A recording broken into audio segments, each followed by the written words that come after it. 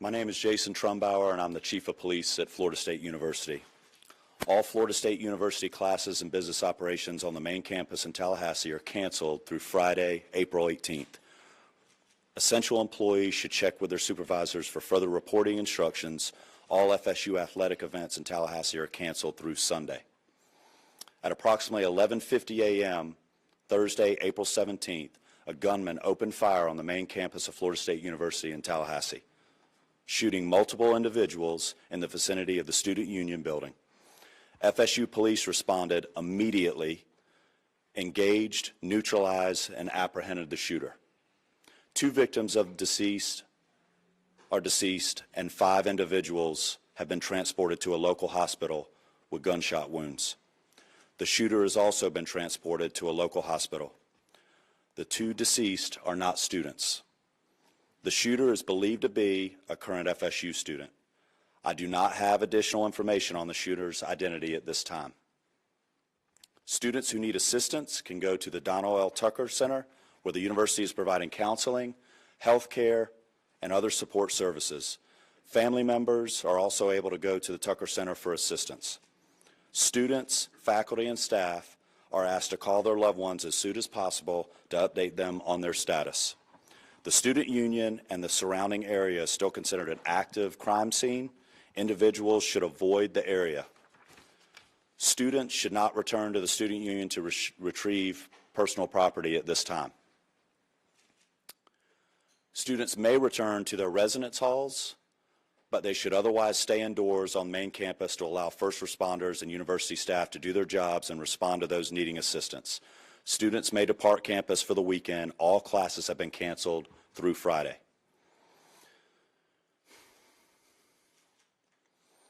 Before I turn this over to Chief Revel, I want to thank all the brave men and women of the FSU PD for responding immediately to the scene. I also want to thank the responding agencies who have provided assistance to FSU today big time, including the Tallahassee Police Department, the Leon County Sheriff's Office, the Florida Highway Patrol, Leon County Emergency Medical Services, FDLE, and all other responding agencies today. We really appreciate your support. That's all the information I have at this time. We'll have additional update for you later today. Chief Revel. Good afternoon. I am Chief Revel with the Tallahassee Police Department. As the shooting occurred today, our officers, as well as every single other officer in this city and county, responded immediately to this scene. Once on scene and once we began working through what was occurring and what we were working, in consultation with FSU, Tallahassee Police Department was asked to take lead on this. So we will be the lead for this investigation in both the officer involved shooting portion of this as well as the homicide portion of this. I will come up after the last speaker and entertain just a few questions, but needless to say, we have multiple crime scenes. This is a very large area we're covering. We have thousands, hundreds or thousands of witnesses. And again, this is an active, ongoing investigation. So the information that we will be allowed to release right now may be fairly limited.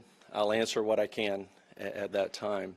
But I will assure you that as soon as we can, any information that becomes available, we will make that available to you. One of the things in the process, and again, understand that this is an ongoing active investigation. So things are happening as we are standing here and as we are speaking. We have identified the shooter, obviously. He's at the hospital. So with more on that, I'm going to allow the sheriff to come up and speak on that portion of it. Thank you, Chief. As Chief Revel indicated, I'm Walt McNeil, Leon County Sheriff. First and foremost, let me express our gratitude to the responding law enforcement agencies in this community.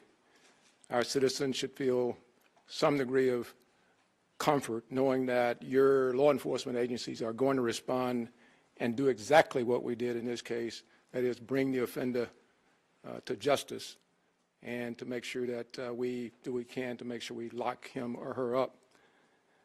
Let me say to you, This is obviously a heinous crime.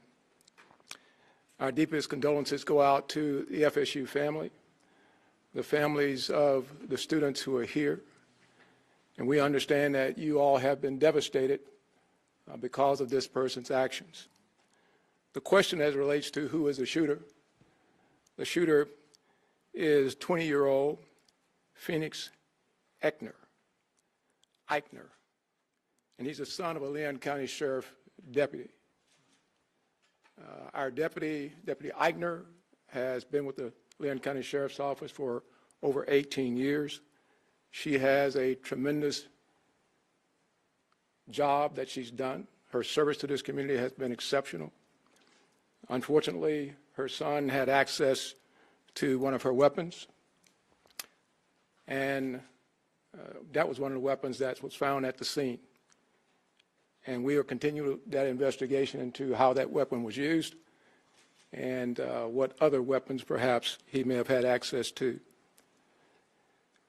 The alleged shooter was also a long-standing member of the Leon County Sheriff's Office Citizen Advisory or Youth Advisory Council. So he has been steeped in the Leon County Sheriff's Office family, engaged in a number of training programs that we have. So it's not a surprise to us that he had access to weapons. This event is tragic in more ways than you people in the audience could ever fathom from a law enforcement perspective. But I will tell you this, we will make sure that we do everything we can to prosecute and make sure that we send a message to folks that this will never be tolerated here in Leon County, and I dare say across this state and across this nation. Thank you. Let me bring up the FBI Assistant Special Agent in charge, Hubert Reynolds.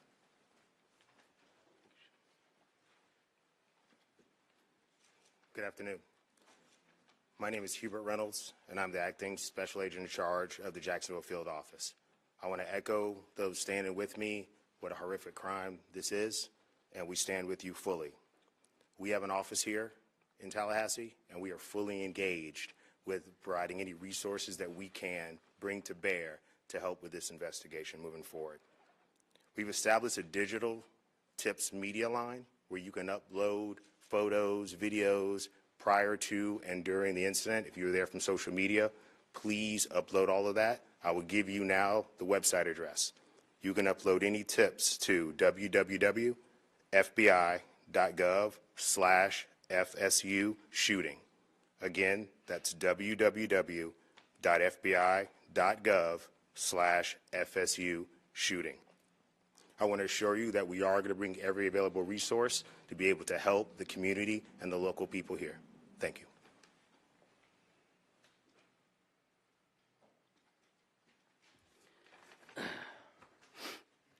Good afternoon, everyone. I'm Richard McCullough, Rick McCullough, the president of Florida State University. This is a tragic day for Florida State University. We're absolutely heartbroken by the violence that occurred on our campus earlier today. 2 have died. 5 other innocents are being treated for their injuries. We're working to support the victims, their families, and everyone affected by this traumatic event. I just returned from the hospital where the First Lady and I met some of our students who are the victims. Our hearts go out to our students and the victims of this terrible tragedy. I have to say that our law enforcement, our FSU police officers, are absolute heroes in this regard. The call went out, someone called it in, and immediately they responded to the scene and immediately neutralized the suspect and prevented this from being a bigger tragedy. I want to thank them so much for what they do to try to keep our students safe.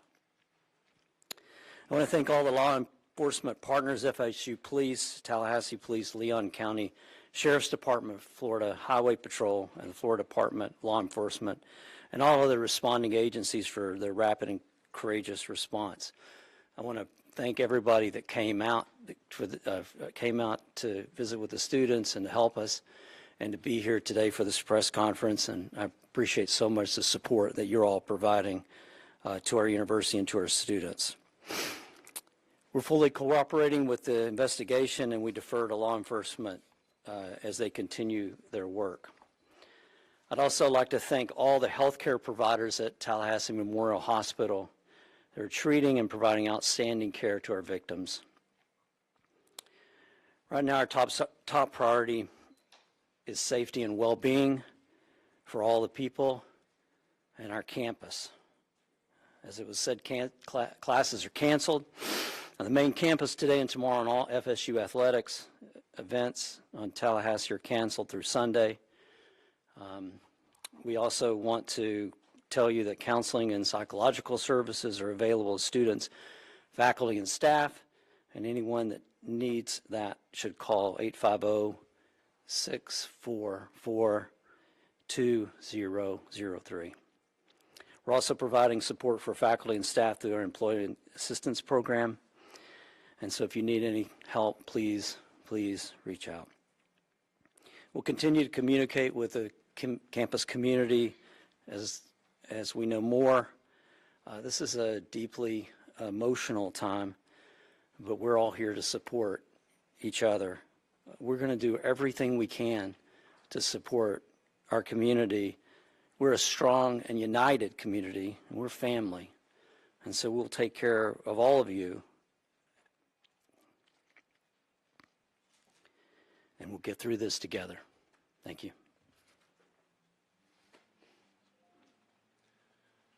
All right, at this time we will take a few questions.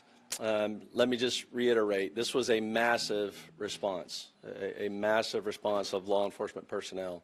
Our federal, state, local partners have continued to build relationships that long preceded this event, and that came into great play today in the seamless way that we all came together to work these events. But I know you'll have some specific questions. I will tell you right now, we are not going to talk about the victims other than the fact that there are 6 of them, two additional deceased, and then the suspect, so 9 total persons. 9 total persons. Yes, sir.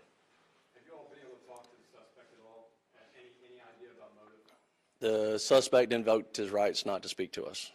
Chief, do we know if the weapon that was used was his parents' service weapon? And if so, what are the rules around storing service weapons? Right. No, that's a good question. This weapon was a weapon that the deputy previously used. A lot of times, many agencies, mine included, when we transition to a new handgun, the officers are allowed to purchase the handgun they used prior. And correct me if I'm wrong, Sheriff, but I believe that's the case here. This was a handgun that deputy used prior to them transitioning to a new handgun, and so it was her personal handgun.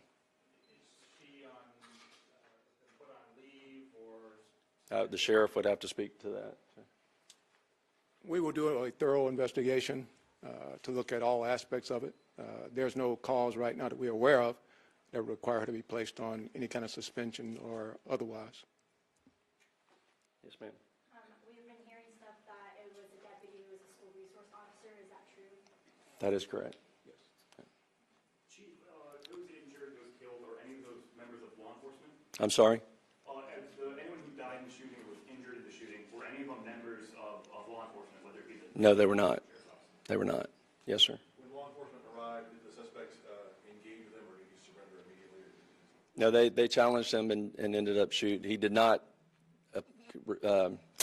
comply with commands and was shot. Did he fire officers? I do not believe he fired at officers. We've heard that Phoenix may be autistic. Are you able to confirm that detail? I do not have that detail.